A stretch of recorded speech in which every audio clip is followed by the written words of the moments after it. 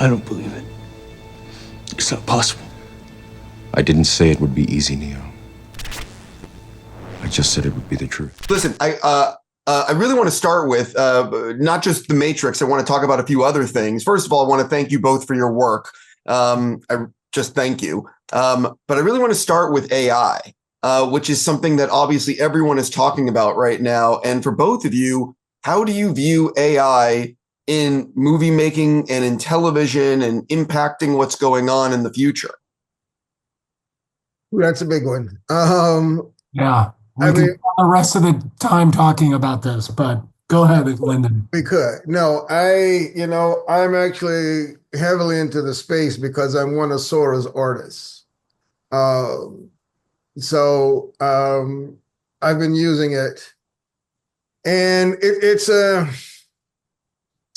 interesting tool. It's a powerful tool. The impact it's going to have on movie making overall, I don't think it will replace. I think it will make a dent in terms of production, because there are things being done to make it longer form content. It's a powerful previs tool for sure, for doing proof of concept things. But again, will it ever replace? No, because I don't think anyone will ever lose the desire to set up a camera, get actors, and put people in front of and on location and perform. I think that will always exist. I don't think I haven't seen tech yet that has whole scale replaced anything that it preceded. There's always the fears when things are new, but I think everyone just figures out, the balance, and it just becomes a choice, and everything just keeps going. It all evolves, but I think we will just keep creating, because artists will always find a way to make the stories or tell the stories they want to tell. I was going to say that for me, just real quick, I view AI right now as like the earliest version of the Matrix, and that it just hasn't advanced yet, but you give it a few more generations and it's a real challenge. Yeah. That's me. But Lilly? As a filmmaker, you always want to welcome as many tools at your disposal as possible. When I think about AI and what it does for filmmakers, it's like even like fluid dynamics was a form of AI, swarm dynamics. It was like you generate these, when we're talking about sentinel tentacles. Sentinel swarms.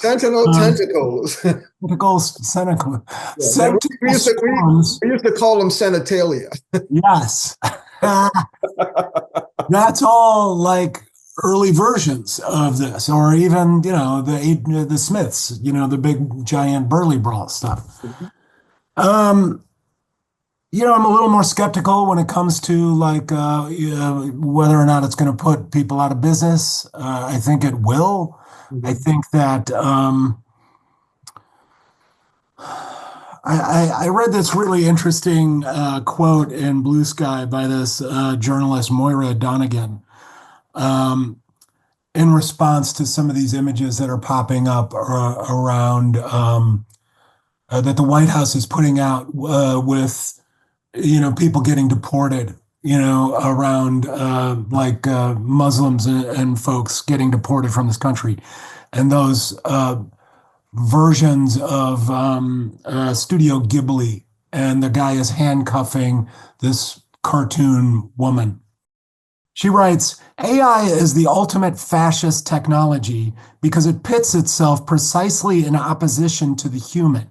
It circumvents variance, originality, imagination, surprise in favor of mindlessness, repetition, standardization, the kind of thing that no one with a soul would be capable of desiring.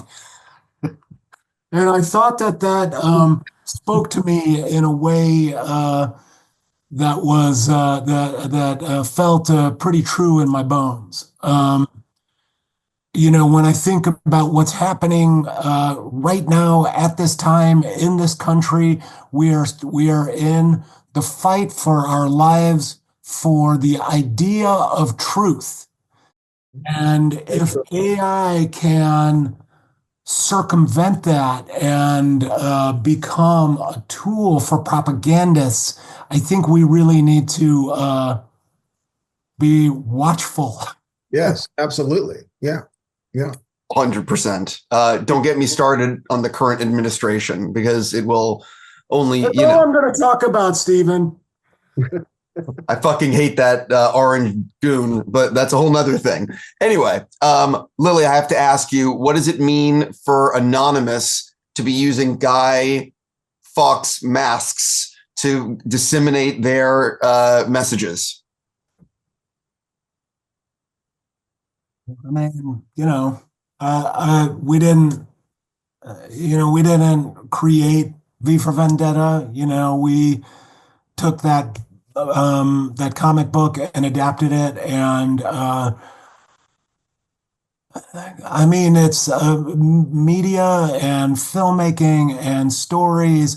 They're funny when you release them into the world. How they can be turned into tools themselves. It's like we have, this Nazi in the White House, Elon Musk, who is at every turn uses the ideas, not even the ideas in the Matrix. He's mutating and transforming and using the ephemera of, like the ideas of the Matrix to, forward his own agendas, his own fascist agendas. And so, yeah, I don't really have I don't have an answer to what an artist should do when it comes to protecting their art.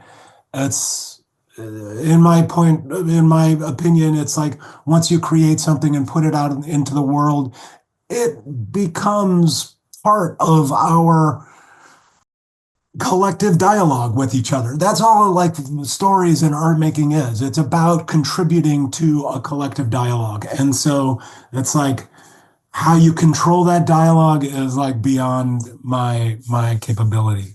I swear I'm going to get to the Matrix, but I love Cloud Atlas. I think it's just such a fucking masterpiece. And there's a lot of 4K editions being put out. Do you know if Cloud Atlas and also the amazing Speed Racer, do you know if there's 4K editions being released for either?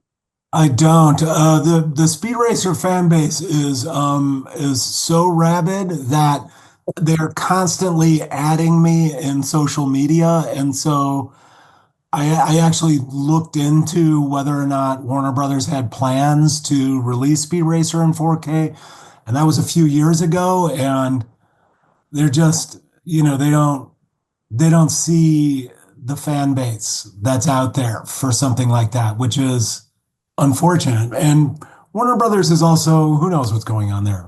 You gotta do shit at the head of the company. There's that part, right? Yeah, you got a jackass over there. So I wouldn't hold your breath at this point. You got to wait for the regime change for that guy to fall out of favor. Well, sometimes there's other places around the world that are releasing like 4K versions, but I would love to see Cloud Atlas and Speed Racer in 4K. Moving on to something else, we actually spoke back when Cloud Atlas was coming out with you and your sister and Tom, and I remember asking you if you had a longer version, and you said there was like a 3 hour and 47-minute assembly cut, and then you eventually got it to 3 hours. Cut to a few years later, I see an interview with Ted Sarandos, and he said that he had seen a 4 hour version of the movie and it was so much better. So I just would sort of like you to, like, was he exaggerating? Like, because it confused me. I don't know what that is. There's no way. We wouldn't have shown a 4 hour version of the movie to anybody. Yes, I figured that was true. He's a liar. I like Ted, but like when he said are on fire. Right. So basically, just to be clear for fans of the movie like me, the one that's in theater, or the one that was released, is the one that like is ultimately the one. That is the director's cut. That's the thing. It is the ultimate. Just making sure. For both of you, man, I have so many questions on Speed Racer and Cloud Atlas. It'll be for another time. I'm going to read this. You're both going to be doing a conversation at the Academy Museum of Motion Pictures for the Matrix Trilogy, and it's the legacy of visual effects, world building, and storytelling in the cyberpunk genre. How did this event actually happen? Like, how did it all come together? Well, it's a show that was curated by the Academy Museum. And I've done some programming there, I'm a member of the VFX Academy. And so I've also done a lot of things. I have a lot of agency with the museum itself. And so when they launched the show, they were asking me, if there's any way I could help and, like the programming with the show. And Lilly and I have been actually talking and collaborating on some things. I said, well, I can't promise, but I'll ask her if she's willing to, come and have and be a part of it. Whatever you tell me what you guys are thinking, what would you like? And they said, oh, it'd be great if you two could actually get on stage and talk about, the work you did together and your experiences. I said, oh shit. I said, okay, well, let me see. And here we are. So it was just an ask, and she's gracious enough to say, yeah, I'll do it. Took a little prodding, but hey. Well, I ask this because Lilly, like you, I've been a fan of yours for a very long time, and I know that you are selective with doing interviews and, events like this. Yes, that is true. Why did I say yes? I love Lyndon. We reconnected recently, and I'm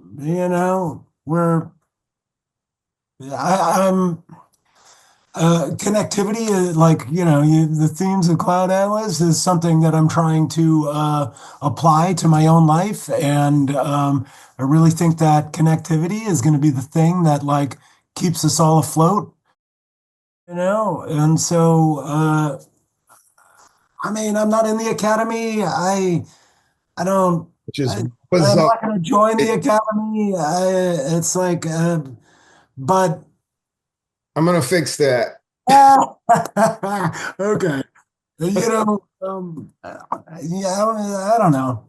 I guess Trans Day of Visibility is coming up. I'm like, I got to get out there and show people that, there's, we're here and we're not going anywhere. Right. I can't believe you're not in the Academy. Yeah, it's unbelievable. When she told me that, my jaw hit the floor. I'm assuming, all the things you have. Like, what are you fucking kidding me? Yeah. Yeah, that doesn't add up for me at all.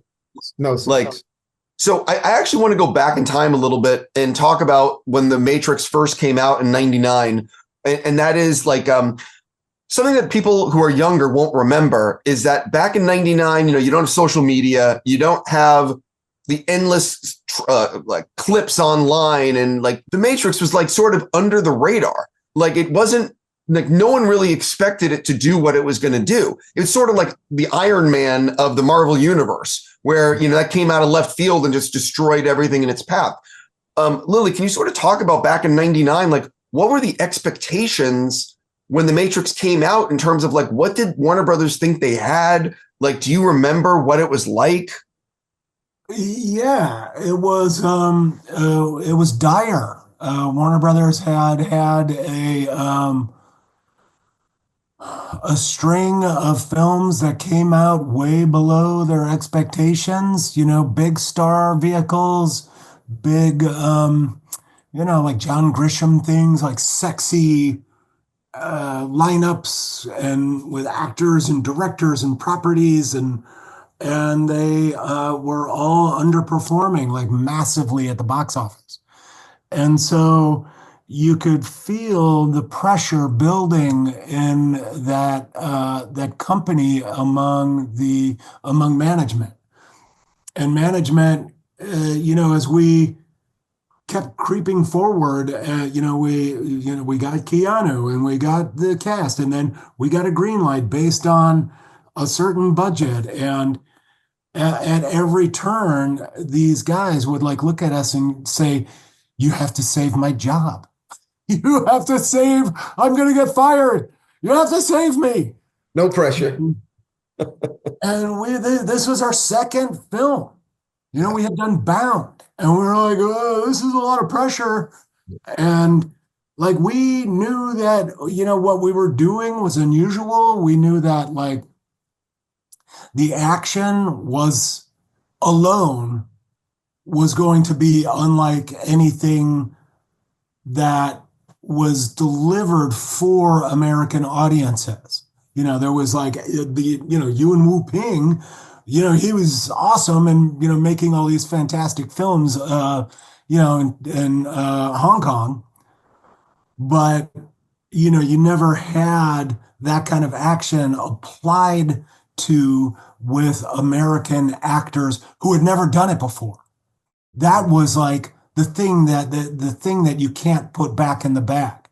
It's like when you think of Keanu now, you automatically think, "Oh yeah, he's awesome. He's this cool fight guy." But back then, it was like, he was like, he did some action, but you didn't think of him as like, saying, "I know Kung Fu," and then doing Kung Fu. And so we knew we had that.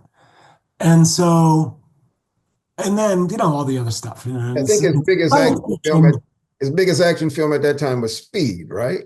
Yes. I think it was Speed, yeah. So, it took us, there was like a lot of budget battles back and forth. We had to like fly back like a week, less than a week before we were starting principal photography to like haggle over the budget where they were going to cut the helicopter sequence. Why would you cut that? Anyway, flew back, started, got through the movie, got through the first cut.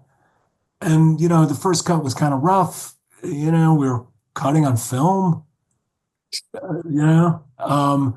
and slowly as the visual effects, the iterations were coming in, film got tighter, film started looking better. And like people, and like, Joel was like suddenly interested in it. He was always kind of peripherally interested in it. He knew it looked great. And like the stuff we were going to do was like kind of cool. We would cut these like big trailers for, cast and crew. We'd just like to have a night and we'd say, "Hey, we got this thing so you can see what you're working on." We'd all drink beer.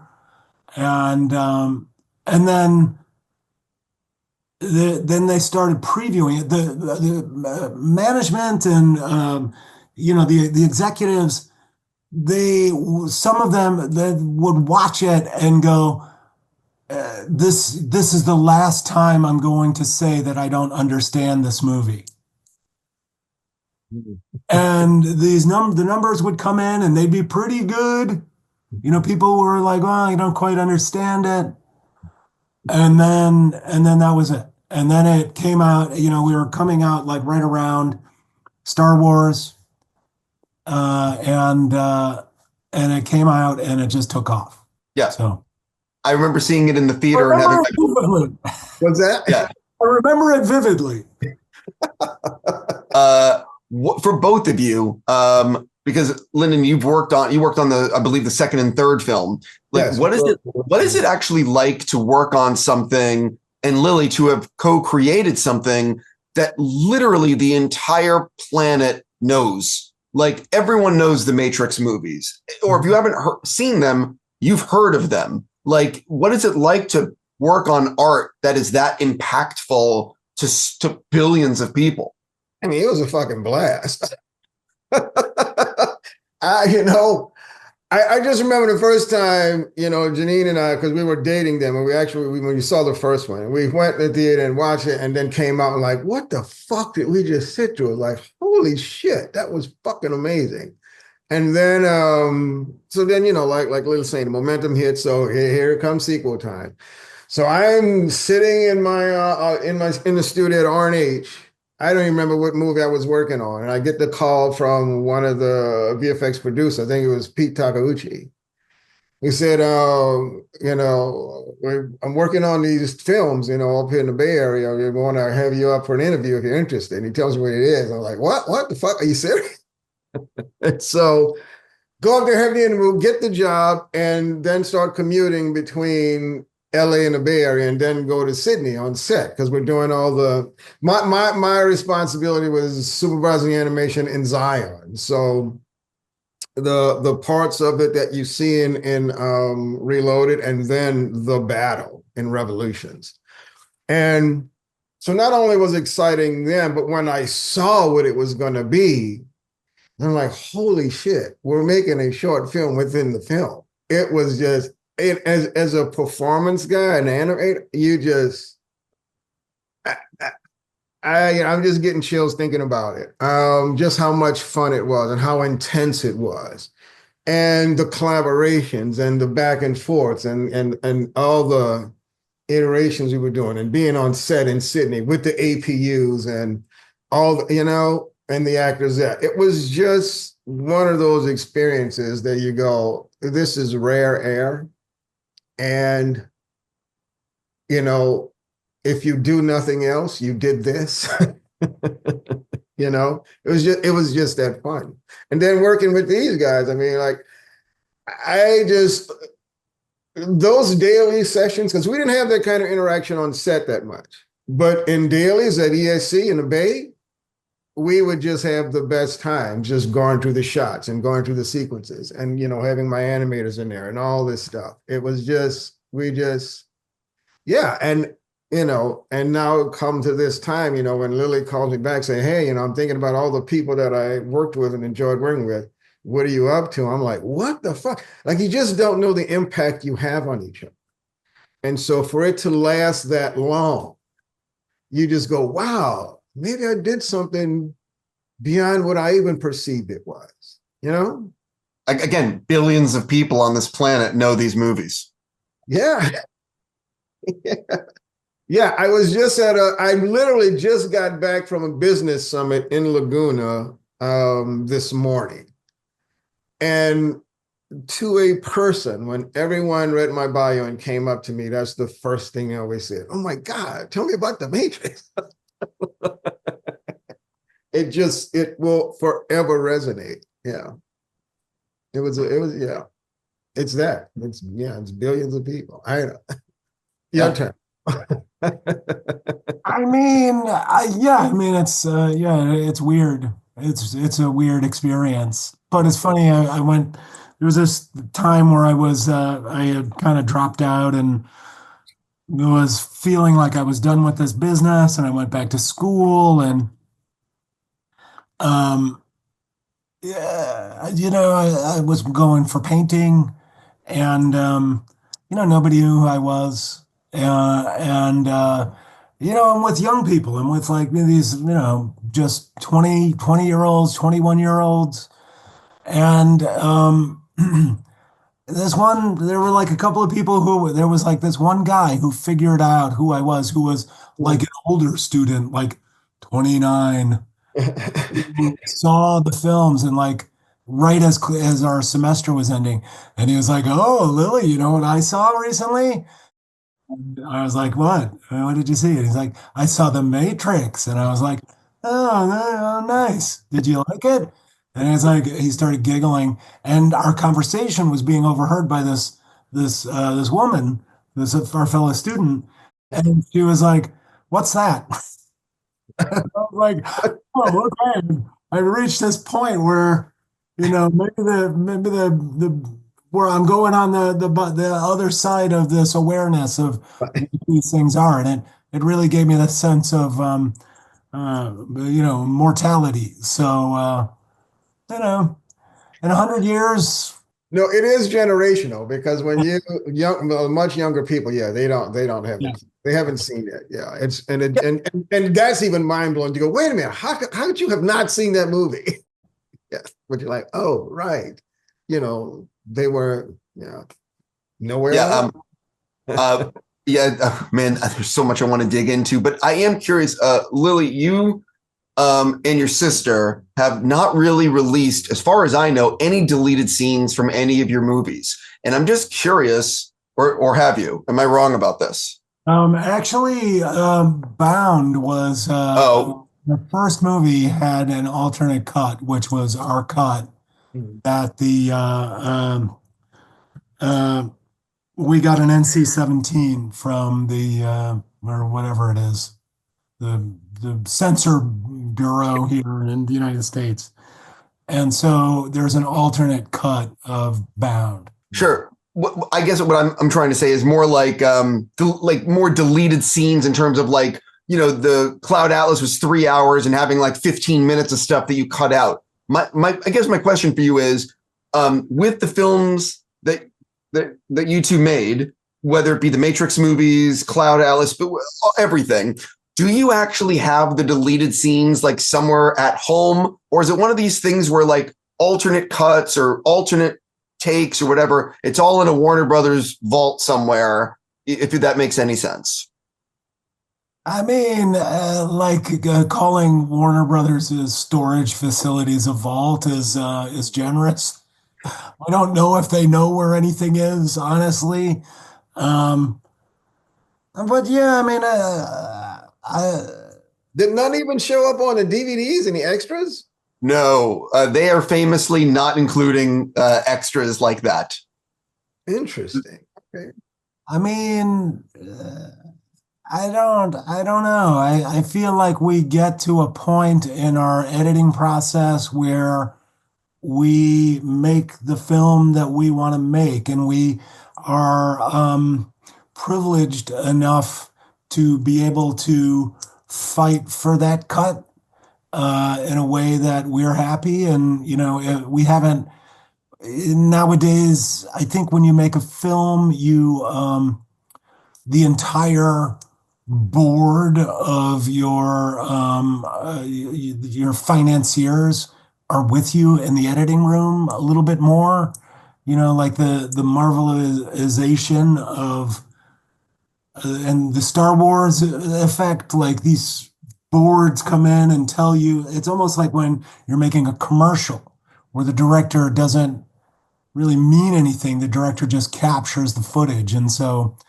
that's like we haven't in our careers had to deal with that exactly. And so we're always pretty happy with what we get, the version that is released. I think it's weird to, you look at a thing like Blade Runner, and yes, the Blade Runner, the first cut was the first director's cut after the initial release of that film was way superior. It was like the cut that was initially in the script. There was no voiceover. Mm-hmm. And so you could tell that there was this, all these fingerprints all over the piece. And so when you removed that, it was like, that feels so much better. And then, Ridley just kept making cuts. And I was like, what are you doing? I thought that was it. I thought we did it. And so, and then you have these things where George Lucas goes back and Han doesn't shoot Greedo. I'm just like, what are you doing? That's a whole nother thing. I can turn into, a libertarian suddenly, and Lilly Wachowski is going to release the libertarian Matrix. I'm just like, no, don't do that. Leave it. Yeah. Yeah, there's sometimes going too far. But I think for people like me who love these movies, seeing some of the extras is cool. But look, I mean, there's a lot of directors, Kubrick burned the negative. of his like deleted scenes, you know, like, and Woody Allen has never included deleted scenes, or there's a lot of filmmakers. I mean, I'm just naming those two. You know what I mean? Some directors don't want to show anything that's not in the finished film. Yeah, I mean, if we like it, it's in. That's it. You know, Sure. it's like I've seen some deleted scenes where movies are actually better, like the deleted scenes in Aliens. There's like the scene where she goes back and her daughter's dead, and so it takes the relationship that she has to Newt is much different. And so you get this like strange, funny dynamic that is like, oh, it's about motherhood. It's like there was like these extra little bits that strengthened all of that stuff. Yeah, much more context. Yeah, and even there was something in the Abyss too that he cut. That was like, wow, that was a good scene. I wish he wouldn't have done that. There's also stuff like, you know, with Fellowship, like the Lord of the Rings movies, the Fellowship of the Ring, the first one, the extended cut adds so much to it, but you know, it was already a long movie as it is. Like I understand the battle of art and commerce, and you know, but that's why Blu-rays and home video is great, you know? Yeah. So I've already been given the wrap-up signal. I am not joking when I say I have so many other things I would like to talk about. So if you both ever have more time, let me know.